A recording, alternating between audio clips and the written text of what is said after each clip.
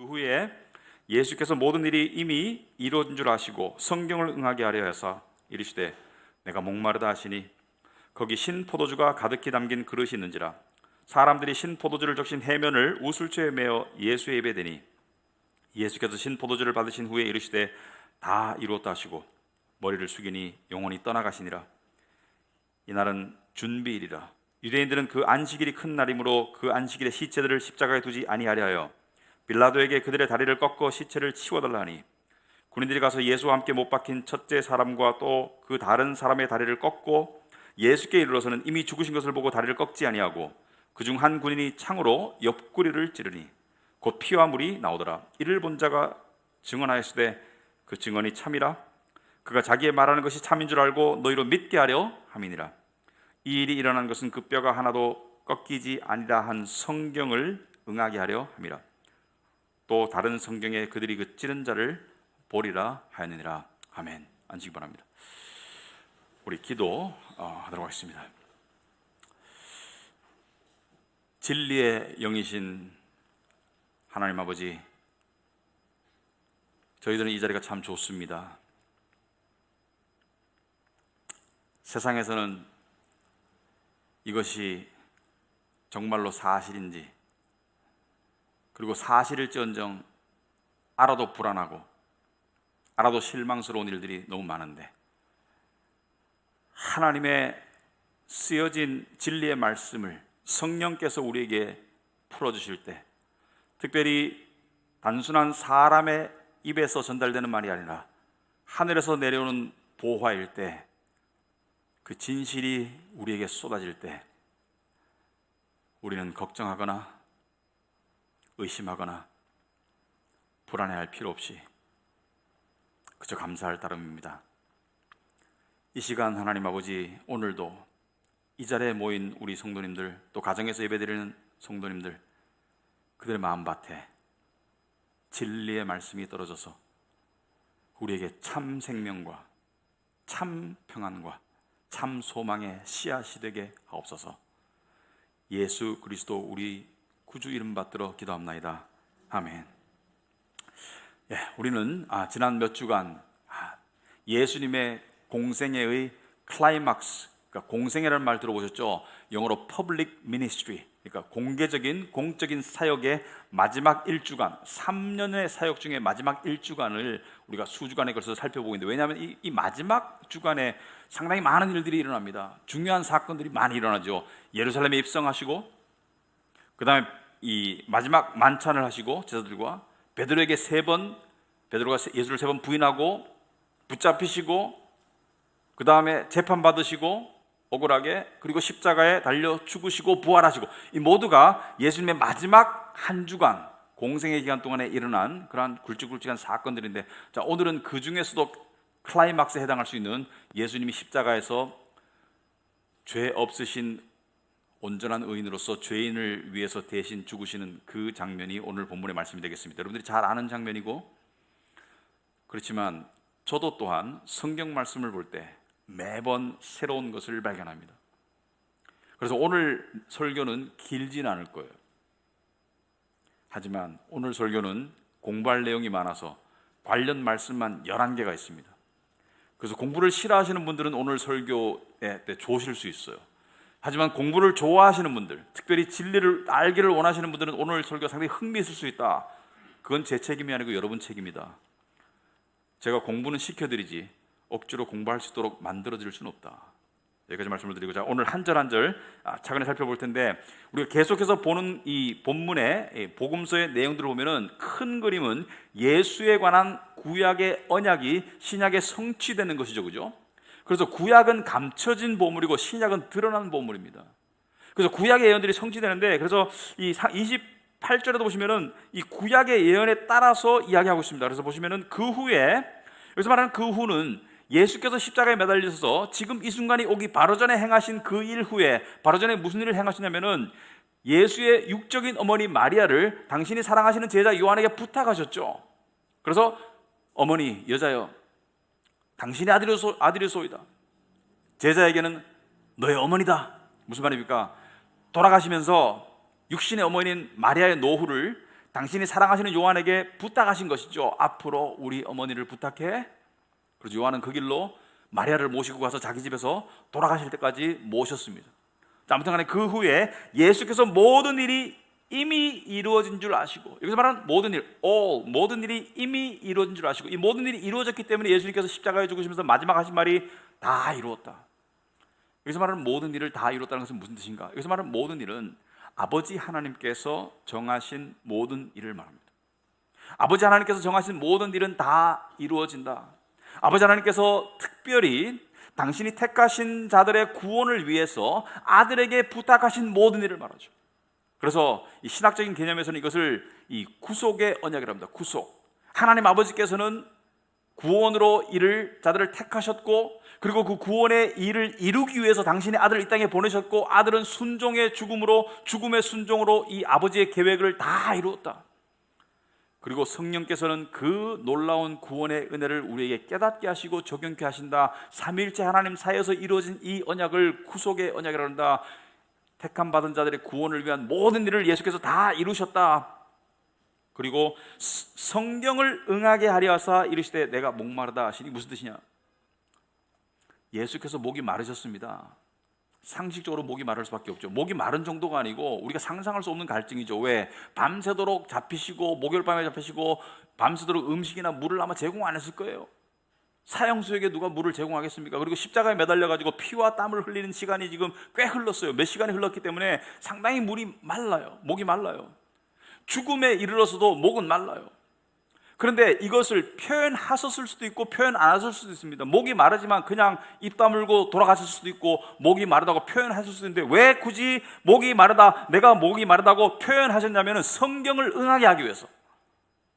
그래서 말하는 성경이라는 것은 구약 성경의 예언을 이루기 위해서 목마르다고 표현을 하시니까 거기 사람들이 신포도주가 가득히 담긴 그릇이 있어서 거기에 사람들이 이렇게 예수께 음료를 제공했다. 왜? 이 또한 구약의 예언이기 때문에 예언이 이루어지게 하기 위해서 예수께서 하셨다는 것은 예수의 일거수일투족은 예언과 성취입니다. 어떤 사람이 실제로, 어떤 학자가 성경을 반박하기 위해서 성경을 조직적으로 구체적으로 공부를 해봤어요. 그리고 이 사람이 마지막에 결론적으로 그리스도인이 되었습니다. 왜? 성경을 조직적으로 공부해보니까 너무나 놀라운 일관성이 있거든요. 예언과 성취라는. 예수께서 네가 성경을 통해서 영생을 얻는 줄 알고 성경을 상고하거니와 성경은 나에 관한 것이다. 구약 성경은 예수님에 관한 것이다. 그래서 성취와 언약과 성취라는 개념에서 봤을 때 이 예수님이 목마르다고 하시고, 그 다음에 어떻게 했냐면은 거기 신포도주가 가득히 담긴 그릇이 있는지라. 여기서 말하는 포도주는요, 이 신포도주, 특별히 이 식초 맛이 나는 신포도주는 여러분 한번 생각해 보시기 바랍니다. 지금 무시무시한 장소예요. 이 골고다가 해골이라는 장소거든요. 해골. 거기에 지금 죄수들이 십자가에 매달려가지고 지금 죽어가고 있어. 잔인하고 고통스럽게 죽어가고 있는 그 속에 큰 항아리가 있고 가득 담겼다는 것은 이 불결한 장소에서, 사망의 장소에서 뭔가 큰 항아리에 가득 담겨서 아무나 떠갈 수 있다는 것은 이게 엄청나게 값싼 포도주라는 것을 의미하죠. 포도주도 아니다 그냥. 이것은 로마의 군인들이 훈련할 때 마시는 그런 거고, 마치 이 망나니들이 이 사형수 목을 잘라서 이 칼에 뿜는 그런 물 있죠. 그런 술, 그런 것 같은 이 아무나 마실 수 있는 싸구려 술이다. 그래서 로마의 군인들이 훈련할 때 주로 마시던 신포도주. 이게 포도주도 아니에요. 근데 예수께서 나무에 매달려 계시니까 높잖아요. 그러니까 상식적으로 그냥 떠서 마실 수도 없고, 방법이 없으니까 해면, 스펀지 같은 것을 넣어서 이 포도주가 이 스펀지처럼 빨아들여서, 그것을 우술초라는 나무가 아니고, 우술초는 여러분들이 구글해 보시면은 우술초는 이 담쟁이 같은 데서 이렇게 자라는 식물입니다. 그러니까 나무는 아니에요. 식물인데 거기에 끝에 매달려 가지고 이렇게 올리는 거죠, 예수께. 왜냐하면은 이 컵으로 올리면은 쏟길 수가 있으니까 해면에 이 우술초, 이 신포도주를 적셔 가지고 우술초에 달아서 올리고 예수 입에 갖다 대는 거예요. 이거 마시는 것도 아니고 입에 갖다 대는 거예요.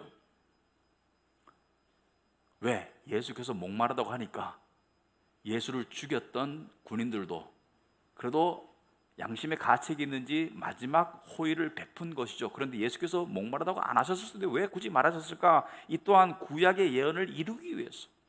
그럼 어떤 예언을 말하는가? 시편 69편 21절에 그들이 쓸개를 나의 음식물로 주며 목마를 때에는 초를 마시게 하였사오니, 여기서 초는 여러분 영어 성경을 제가 일부러 써놨습니다. sour wine, 신포도주예요. 이 예언을 이루게 하기 위해서 예수께서 목마르다고 하신 거예요. 그런데 우리는 여기서 한 가지 간과할 수 없는 작은 디테일이지만 큰 의미가 있는 부분이 있습니다. 바로 우슬초입니다. 우슬초에 매달아 올렸어요. 근데 이 우슬초가 또 다른 중요한 사건에서 쓰인 적이 한 군데 있습니다. 바로 구약의 유월절 때.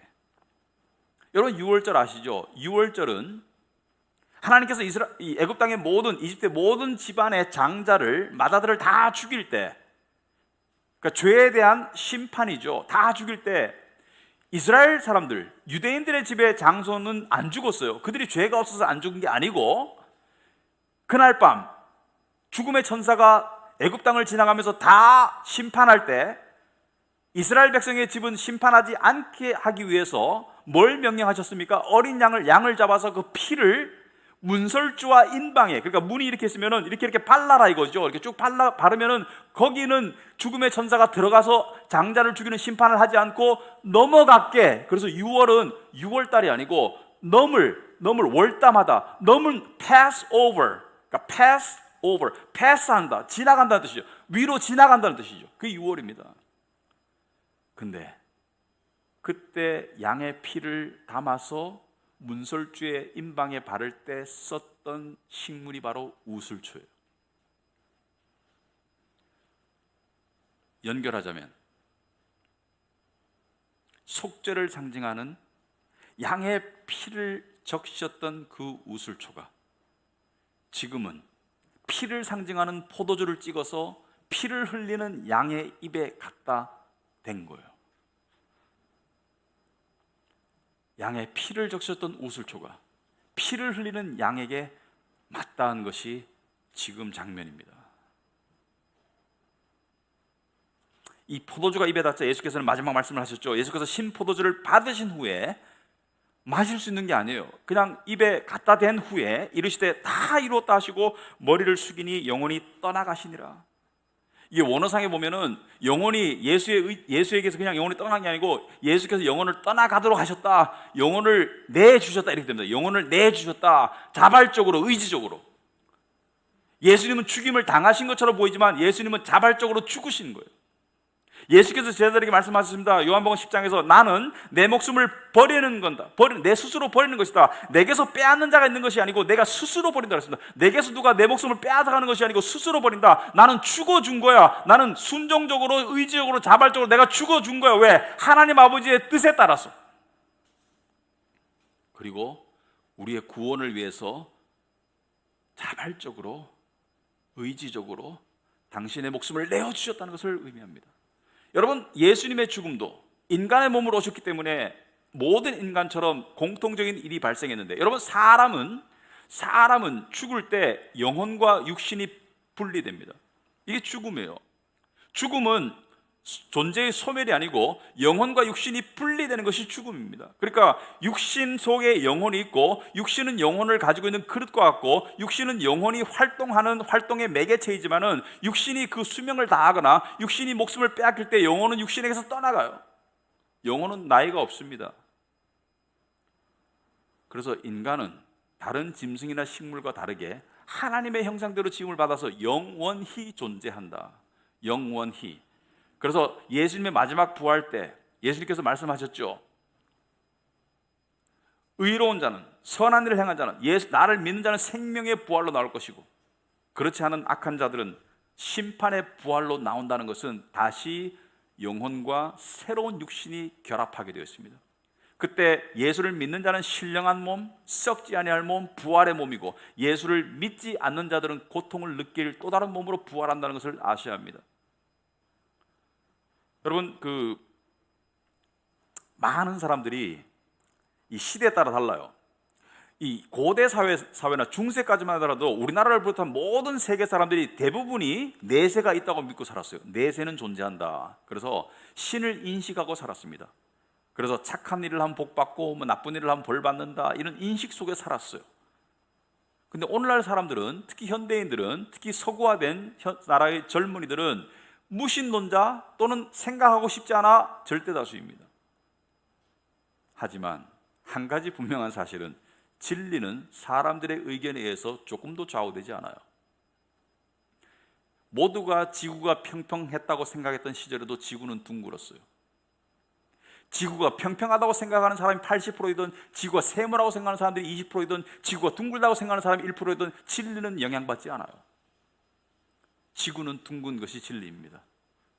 여러분, 그래서 진리는 다수가 아닙니다. 진리는 가망성이 아니에요. 진리는 실제로 존재하는 실체이지.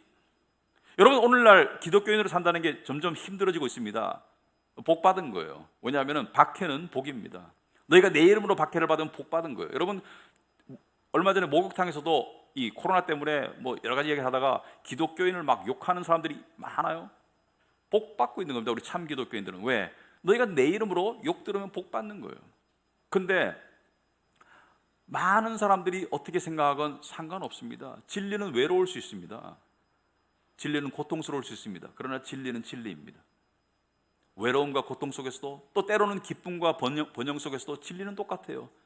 그래서 우리 예수 믿는 자들은 뭐 좋은 시절이든 안 좋은 시절이든, 좋은 시절이면 기뻐하고 안 좋은 시절이면 감사할 수 있는 그런 진리의 삶을 살아야 되겠습니다.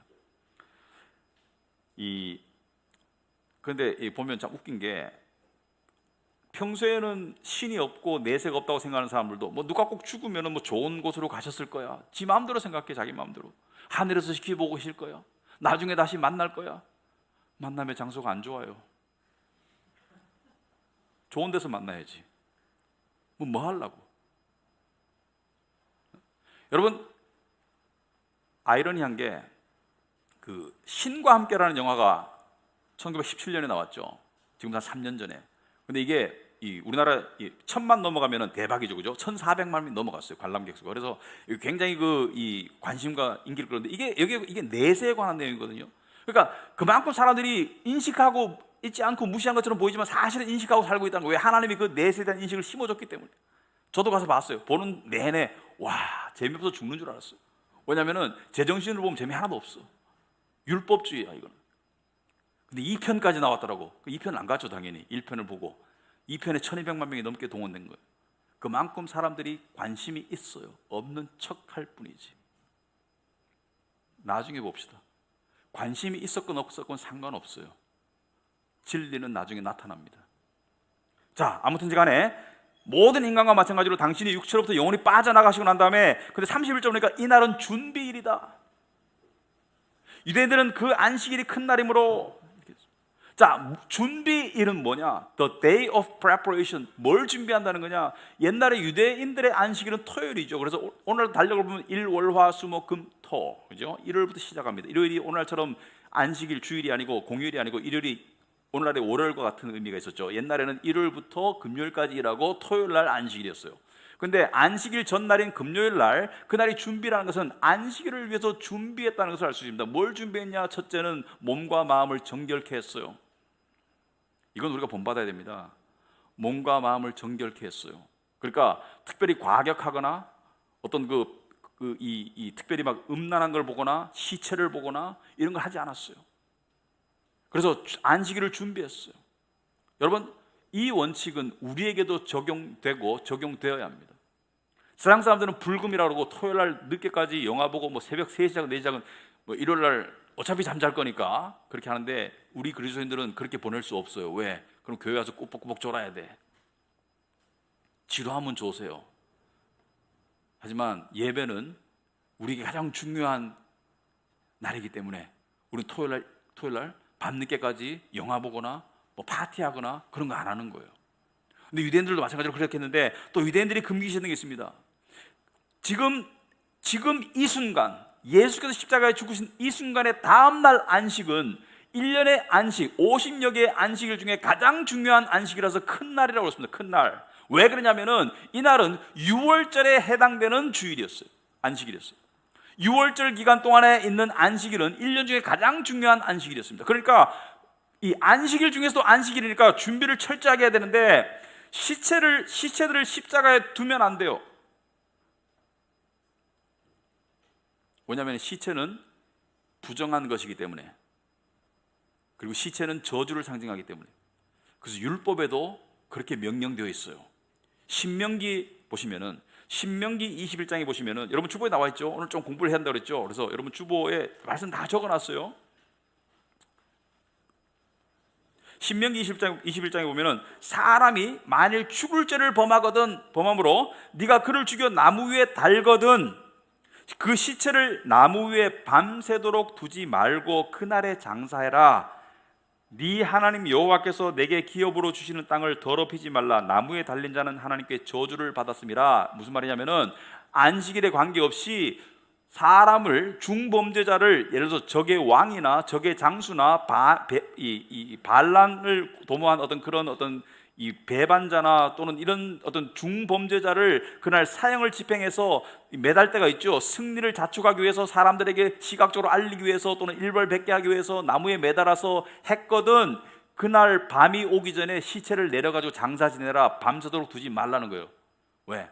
그것은 저주를 상징하기 때문에 하나님의 땅에 옳지 않다. 그냥 낮에 한나절만 매달아라. 그러면 구약도 십자가형을 허락했는가? 십자가형은 잔인한 사형 방법이 허락했는가? 아니요, 그건 아닙니다. 십자가형은 산 사람을 매달아서 죽게 하는 게 십자가형이고, 여기서 말하는 것은 이미 죽은 자를 매다는 것을 말하는 거죠. 다른 거예요. 그래서 유대인들은 이 법이 있고 다음 날이 안식 다 겹쳤어. 다음 날이 안식일 중에 안식일이고 구약의 율법이 있고, 그래서 시체를 내리기 위해서 다리를 분질러 달라고 빌라도에게 가서 요구를 하죠. 빌라도에게 가서 시체를 치워달라. 무슨 말이냐면은, 십자가에서 체력이 강한 사람은 저녁 때까지 안 죽어요. 계속 버둥거리고 있어. 근데 여러분, 어차피 죽을 건 빨리 죽기를 생각하지만, 사람은 죽을 줄 알면서도 조금이라도 더 살려는 게 인간의 본능입니다. 그러니까 이게 지금 살려면은 고통스러워요. 왜냐면은 십자가에서 사람이 왜 죽었냐면은 피를 흘려서 죽은 게 아닙니다. 이 체중이, 무거운 체중이 밑에 받침 없이 밑으로 쏠리니까 기도가 막히는 거예요. 그래서 기도를 확보하려고 계속 다리를 뻗팅기면은 다리가 못이 박혔으니까 더 찢어지고 피가 더 나고, 이런 고통을 감내하면서도 버둥거리면서 계속 목숨을 부지하고 있는 거예요. 그러니까 그냥 나 죽을래, 포기할래, 이렇게 안 되는 거예요. 왜? 인간은 조금이라도 더 달라는 본능이 있기 때문에. 그래서 다리를 분지르면 어떻게 돼요? 다리를 분지르면은 다리를 들 수가 없으니까 기도가 막혀서 빨리 죽는 거예요. 기도가 막히면 몇 분 안에 죽습니다. 그래서 밤까지 둘 수 없으니까, 다음이 안식일이니까, 그리고 하나님의 율법에 있으니까 빌라도에게 가서 이야기하니까 빌라도가 로마의 이 군인들에게 명령을 하죠. 가서 다리를 분질러라. 그래서 가니까 두 강도의 다리를 분질렀어요. 근데 예수께 가니까 예수의 다리는 분지르지 않았습니다. 아마도 망치로 쳐서 분질렀던 것 같아요. 망치 같은 걸로 가격해서 무릎을 가격했던지, 이것도 상당한 고통이죠, 그죠? 그래서 다리를 분질러 죽였는데 1968년 예루살렘 근처에서 십자가형을 당한 사람들이 발견되었어요. 근데 우리가 다리가 분질러져 있어. 뼈가 보존되어 있는데 다리가 분질러져 있어. 보니까 그걸 통해서 십자가에서 안 죽으면 다리를 분질렀구나. 아무튼 군인들이 두 강도의 다리를 분지르고 맞습니까? 분지르고 그다음에 예수께 가니까 예수는 이미 돌아가셨어요. 예수는 이미 숨을 거두셨어요. 다 이뤘다라고 말씀하시고 숨을 거뒀기 때문에 예수께 이르러서는 33절에 이미 죽으신 것을 보고 다리를 꺾지 아니했다. 이것 또한 성경의 예언에 따른 것이죠. 36절에 보시면은 이 일이 일어난 것은 그 뼈가 하나도 꺾이지 아니하리라 한 성경을 응하게 하려니라. 구약의 예언에 이렇게 구체적으로 되어 있어요.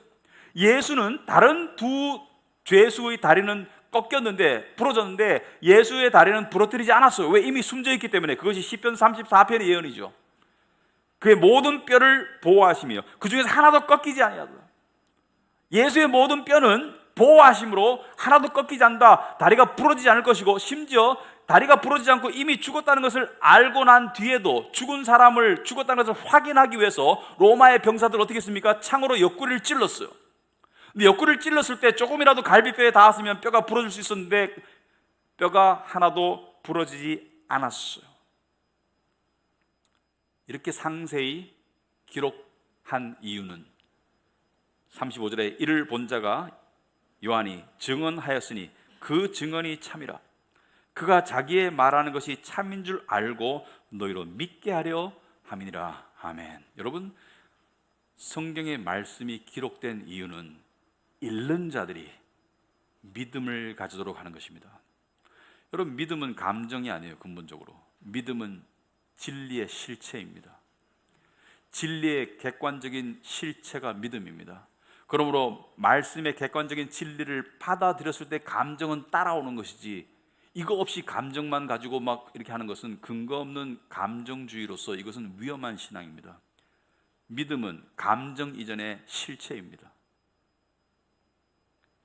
아무튼간에 여러분, 대부분의 이단들이나 또는 신흥 종교들이 신비한 어떤 환상이나 이상한 교리를 가지고 할 때 변절자와 배신자가 나오죠. 저 가짜야. 내가 그 안에 있었는데 세뇌당했을 뿐이야. 가짜야. 근데 예수의 이러한 죽으심과 부활은, 특히 부활은 역사상에서 없었던 일이죠. 신령한 몸으로의 부활 없었던 일. 나사로의 부활은 예수의 부활과 달라요. 나사로는 또 죽었어요. 신령한 부활은 없었어요. 신령한 몸으로의 부활, 문이 닫혔는데도 들어갈 수 있는 부활, 그런 부활은 없었습니다. 그런데 예수의 부활을 본 자들이 500명이 넘어요. 바울의 기록에 의하면 500명이 넘는데 변절자나 나중에 마음 바꾸는 그런 배신자가 하나도 없고, 심지어 그 중에 상당수가 목숨을 걸고 순교했다는 것은 그것이 사실이었을 수밖에 없다. 거짓말을 위해서 죽을 사람은 없어요. 아무튼 간에 그 중에 한 사람이 예수가 죽은 것을 알고 예수 옆구리를 창으로 찔렀습니다. 그가 찔림은 우리의 허물 때문이었습니다. 그가 찔림은 우리의 죄 때문이었습니다. 로마 군인이 찌른 게 아니에요. 바로 여러분과 저의 죄가 예수의 옆구리를 찌른 거예요. 그런데 예수의 옆구리를 찌르니까 34절에 그중 한 군인이 창으로 옆구리를 찌르니 곧 피와 물이 나오더라. 피와 물이 나오더라. 이제 본론으로 들어갑니다. 설교는 길지 않을 거예요. 하지만 지금부터가 본론입니다. 여러분, 성경을 볼 때 우리는 성경 속에는 인간의 이해가 도달할 수 없는 무한한 진리가 들어있다는 것을 아셔야 됩니다. 구원받기에 충분한 진리는 깨달을 수 있지만 그것을 넘어서는 무한한 진리가 들어있다. 그래서 성경을 볼 때는 항상 호기심으로 봐라. 여러분, 피와 물이 상징하는 것이 뭘까? 피가 나온 것은 이해가 되는데 물은 왜 나왔을까? 여기서 창으로 찌르는데 피와 물이 나왔다는 것이 의미하는 것은 무엇일까? 여러분, 성경을 볼 때 성경의 의미를 성경적으로 이해하려면 중요한 원칙 중에 하나가 이것입니다. 성경은 성경으로 풀어야 됩니다. 성경은 성경으로 풀어야 됩니다. 성경은 관련 말씀이나 좀 더 쉬운 말씀이나 하여튼 성경은 성경으로 풀 때 가장 안전하다. 그렇다면 피와 물이, 예수의 피와 물이 언급된 구절이나 피 또는 물이 언급된 구절들 중에 여기에 연관된 구절들을 찾을 때 우리가 이해할 수 있어요. 피와 물이 뭘까? 제가 좋아하는 ESV 스터디 바이블, 거기에 보니까 여기서 물은 예수께서 세례 요한에게 받은 물 세례를 상징한다. 그건 아닌 것 같습니다. 피와 물은 뭘까? 예수의 피와 물이 언급된 곳이 성경에 한 군데 있죠. 요한일서 5장 말씀이죠. 요한일서 5장 5절에 보시면 예수께서 하나님의 아들이심을 믿는 자가 아니면 세상을 이기는 자가 누구냐? 이는 물과 피로 임하신 이시니 곧 예수 그리스도라. 물로만 아니요 물과 피로 임하셨다. 물과 피로 임하셨고 물과 피를 흘리면서 죽으셨어요. 근데 물과 피로 임했다는 것이 무슨 뜻인가? 이것은 요한일서를 통해서 도움을 얻으려면 요한일서 전체의 문맥을 알아야 됩니다. 요한일서 전체의 문맥 속에 요한은 그 당시에 유행했던, 그 당시에 수세기 동안 유행했던 대표적인 이단을 향해서 진리를 지키기 위해서 이 말을 하고 있는 거예요. 그런데 그 당시에 유행했던 대표적인 이단은, 첫째는 영지주의가 있습니다. 영지주의. 둘째는 아리안주의. 셋째는 도세티즘. 무슨 말인지 모르겠죠? 아시는 분은 아시겠지만 몰라도 됩니다. 몰라도 돼. 이거 가지고 지금 말할 건 아니에요. 근데 이 세 가지의 특징이 뭐냐면은 처음에 기독교가 선포되고 진리가 전파되고 예수의 부활이 증거되었을 때 사람들이 가장 관심을 가지고 의아해하고 그리고 이단들이 가장 공격했던 부분이 뭐냐면 바로 예수의 정체성에 관한 것이었어요. 구체적으로 말하자면 예수는 하나님이야, 인간이야? 예수는 하나님이라는 거야, 인간이라는 거야? 우리가 아는 진리는 예수는 하나님이면서 인간의 모습으로 오셨어요. 예수는 인성과 신성이 결합된 분이에요. 예수는 신이시지만 인간의 모습으로 오셔서 신성과 인성이 결합되었다. 예수가 신성과 인성을 가져야만 구원이 가능해요. 왜냐하면 예수가 신이셔야지 온전한 의로운 제물이 될 수 있어요. 왜? 모든 인간은 죄인이니까. 죄인이 죄인을 위해서 죽을 수는 없잖아요. 빚쟁이가 빚쟁이의 빚을 갚아줄 수는 없잖아요. 예수의 신성이 있어야지 예수가 의로운 제물이 되고, 동시에 예수가 인간을 위한 대속 제물이 되기 위해서는 인간의 모습이 돼야 돼요.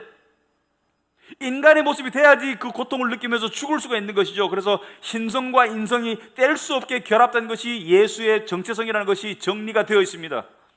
그렇다면 초대 교회의 이단들은 이 둘 중에 하나를 공격하거나 부인한 이단들이었어요. 예수의 인성을 부인한 이단들이 있었고 예수의 신성을 부인한 이단들이 있었습니다. 예를 들어서 아리안주의는 예수는 모든 피조물 가운데 가장 뛰어난 도덕성을 가진 지도자이지 예수는 하나님이 아니야. 이게 이단입니다. 아까 말한 제가 도세티즘, DOCETISM, 이것은 우리말로 가현설, 예수는 신이지 인간처럼 환상적으로 보였을 뿐이지, 말하자면 신이 와가지고 인간의 모습처럼 보였을 뿐이지 인간은 아니야.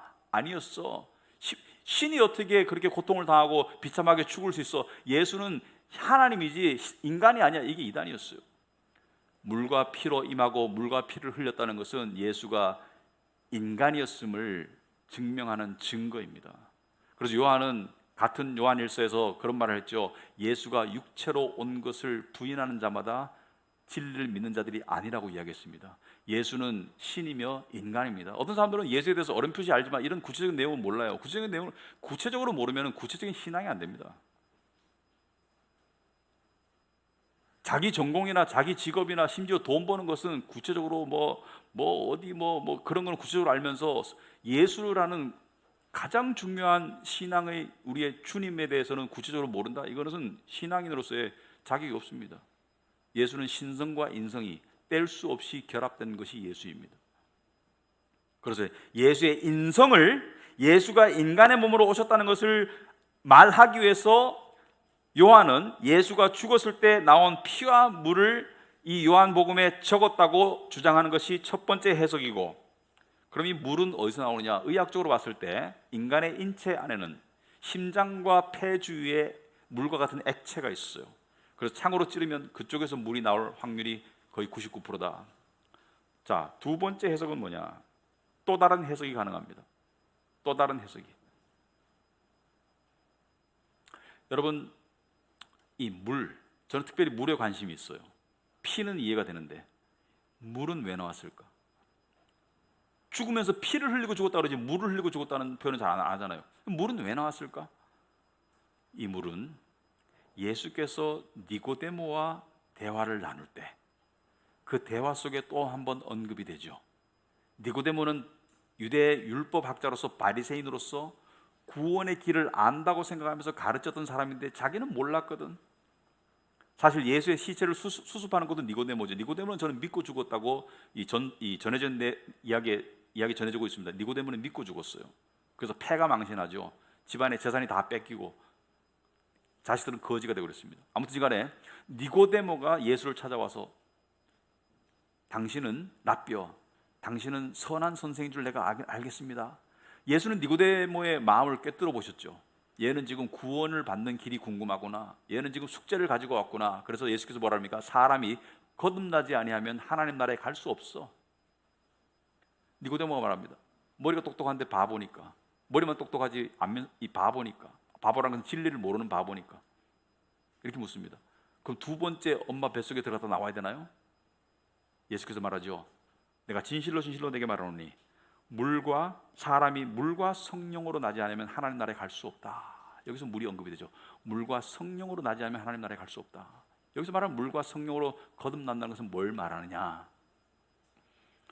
그럼 물과 성령이 동시에 언급된 구절을 찾아야 됩니다. 그게 에스겔 36장이에요. 여러분 주보에 나와 있죠? 한번 보겠습니다. 주의 깊게. 25절에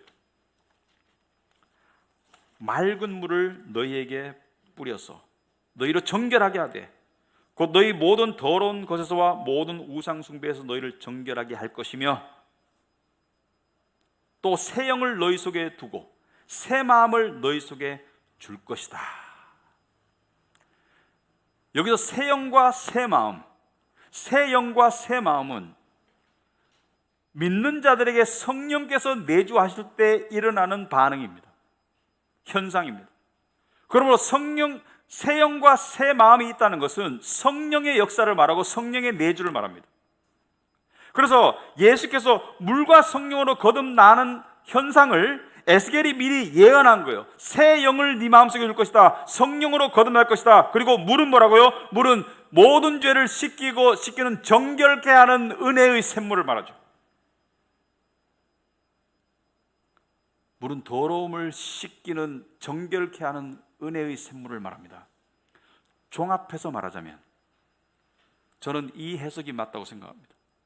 예수께서 십자가에 죽으시고 창에 찔렸을 때 그 몸에서 나온 피와 물은, 피는 첫째로 우리의 모든 죄를 위해서 대신 죽으심 대속의 피를 의미하고, 그리고 물은 우리의 모든 죄를 씻기는 정결의 은혜의 샘물을 의미한다.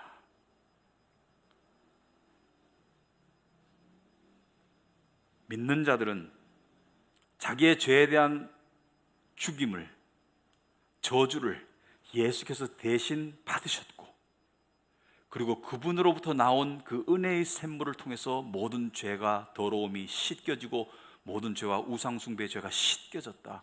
단번에 영원히. 아멘. 여러분, 하나님께 나갈 때 쭈삣쭈삣 할 때 있죠. 이 모습으로 정결하지 못한데 자기를 바라보면 못 갑니다. 하지만 예수를 바라볼 때 언제든지 갈 수 있어요. 왜? 모든 죄가 영원히 씻겨졌기 때문에. 할렐루야. 이것이 우리가 믿는 복음의 은혜입니다. 제가 이 해석을 존중하고 이 해석을 믿는 이유는 큰 이유가 하나 있습니다. 큰 증거가 있습니다. 여러분, 예수께서 마지막 주에 예루살렘에 입성해가지고 제자들을 모아놓고 마지막 가르침을 베푸시고 십자가에 하셨을 때, 그때 내가 지금 이제 마지막 길을 간다는 것을 여러 가지로 암시하셨는데 그 중에 하나가 뭐예요? 마치 해산하는 여인이 아이를 낳으러 가는 것처럼 이야기하셨습니다. 여인이 아이를 낳으러 갈 때 그 고통 때문에 근심해요. 옛날에는 아이 낳다 많이 죽었거든요. 실제로 많이 죽었어요. 고무신 벗어놓고 들어가가지고 내가 저 고무신 다시 신고 나올 수 있을까, 이런 마음으로 아이 낳으러 갔었습니다. 그 고통이 있지만 아이를 낳고 난 다음에는 그 기쁨 때문에 고통을 잊게 된다고 예수께서 제자들에게 요한복음 16장 21절에 말씀하시죠. 여자가 해산하게 되면 그때가 이르렀으므로 근심하나 아기를 낳으면 세상이 사람 난 기쁨으로 말미암아 그 고통을 다시 기억하지 아니한다. 이와 같이 나도 십자가에 간다. 이렇게 말씀하셨어요. 여러분, 십자가를 통해서 우리가 거듭났습니다. 예수의 고통과 죽으심을 통해서 우리가 거듭난 거예요. 여인이 아이를 낳을 때 피가 나고 양수가 터집니다. 마찬가지로 예수가 죽으심으로 피가 나고 물이 흘러나와서 우리가 거듭나게 된 거예요. 물론 예수는 남자였었죠. 하지만 당신이 겪을 고통과 당신의 고통을 통해서 일어날 일들에 대한 것을 마치 아이를 낳을 산고의 여자에게 비유하신 것은 이 두 가지 의미가 있는 것입니다. 고통스러운 의미가 있고 나를 통해서 거듭나는 자들이 나올 것이라는 것을 예언하신 거예요.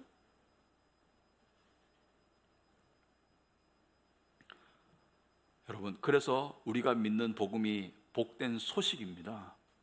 규칙이 아니고 뭘 하라는 게 아니에요. 여러분, 아이가 태어날 때, 여러분 다 태어났잖아요. 여러분이 부모님으로부터 태어날 때 여러분이 의도한 바가 있었습니까? 의도한 바가 있었으면 요렇게 안 태어났겠지.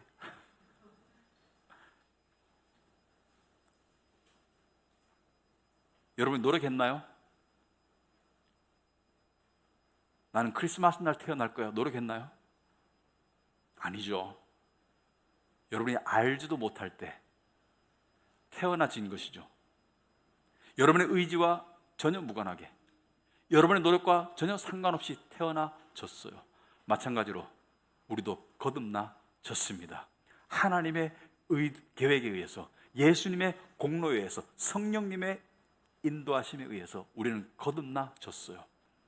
여러분, 신앙생활 처음 하시는 분들이나 오래 하셔도 이런 생각하시면, 내가 교회 갔잖아, 내가 예수 믿기로 결정했잖아. 여전히 그렇게 생각하는 사람은 아직까지도 진리를 못 깨달은 사람이에요. 신앙생활을 하다 보면은 하나님이 나를 택하셨구나, 하나님이 예수 그리스도가 나를 위해 죽으셨구나, 성령께서 내가 거듭나게 하셨구나, 내가 눈뜨게 하셨구나, 내가 깨닫게 하셨구나, 내가 교회 가도록 만드셨구나, 다 하나님의 전체적인 총체적인 은혜라는 것을 깨닫고 인정하지 않을 수 없죠. 그래서 감사한 것이죠.